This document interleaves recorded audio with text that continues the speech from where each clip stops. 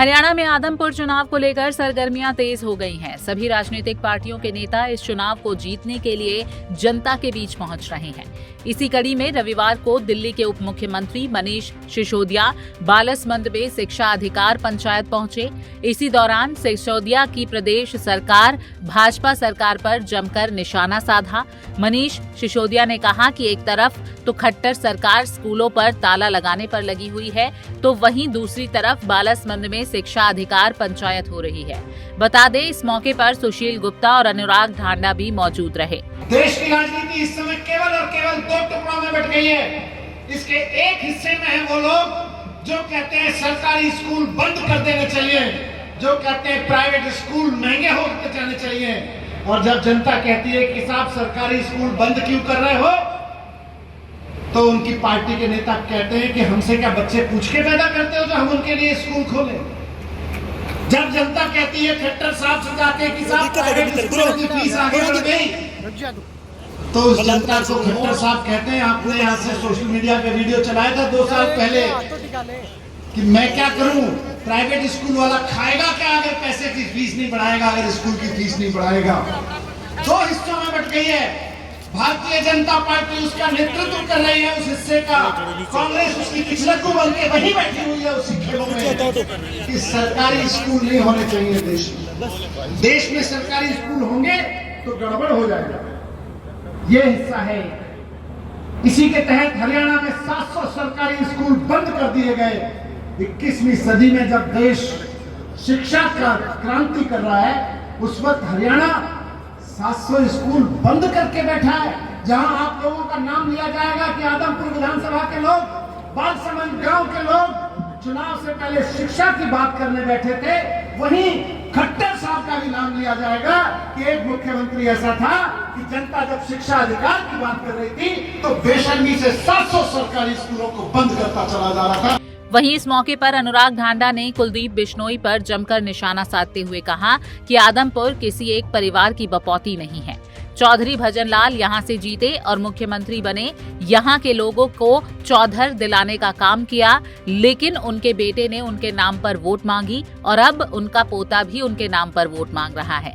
उन्होंने कहा कि पिछले 24 सालों से आदमपुर की जनता को बरगलाने का काम करने वाले कुलदीप बिश्नोई को इस बार विधायक बनने के भी लाले पड़ेंगे। कि मुझे वोट दे दो, मैं कुलदीप बिश्नोई का बेटा हूं, चौधरी भजनलाल जी का पोता हूं, तो ये अब आपको तय करना है कि हमेशा दूसरों के बेटों और पोतों को जिताते रहोगे या कभी अपने बेटों के लिए, अपने बच्चों के लिए भी वोट करना सीखोगे।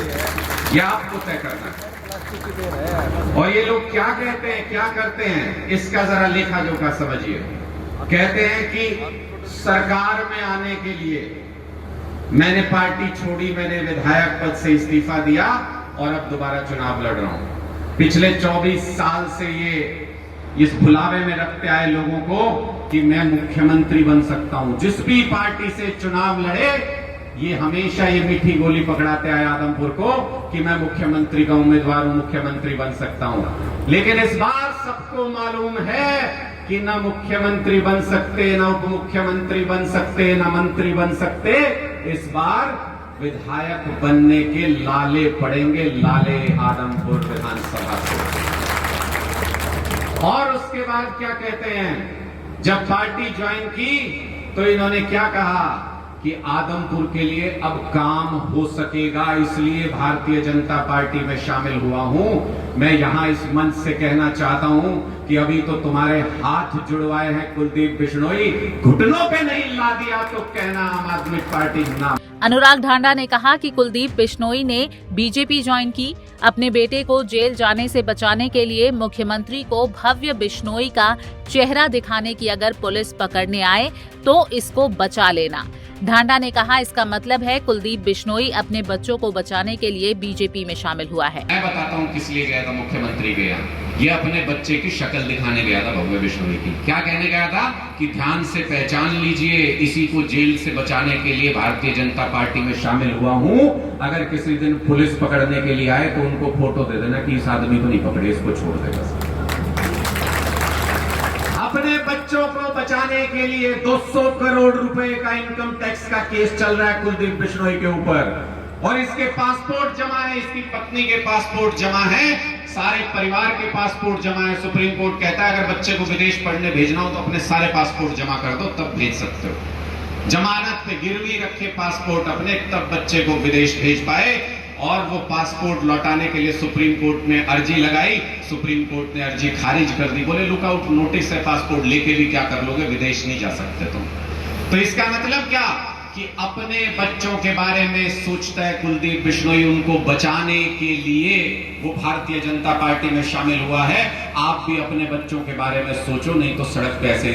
वहीं इस मौके पर ढांडा ने कुलदीप बिश्नोई को चुनौती देते हुए कहा कि अभी तो हाथ जुड़वाए हैं, घुटनों पर ना ला दिया तो आम आदमी पार्टी नाम नहीं हमारा। वहीं अनुराग ढांडा ने कांग्रेस पर निशाना साधते हुए कहा कि बीजेपी को हराना कांग्रेस के बस की बात नहीं है। जो पार्टी अपने 31 विधायक होने के बाद भी एक राज्यसभा एमपी तक नहीं बना सके, वो बीजेपी को क्या हराएंगे। हिसार से विनोद सैनी, पंजाब केसरी टीवी। हमसे जुड़े रहने के लिए हमारे YouTube चैनल को सब्सक्राइब करें और नई वीडियो की नोटिफिकेशन के लिए बेल आइकॉन को दबाएं। अगर आप ये वीडियो Facebook पर देख रहे हैं तो लाइक जरूर करें और ज्यादा से ज्यादा शेयर करें। धन्यवाद।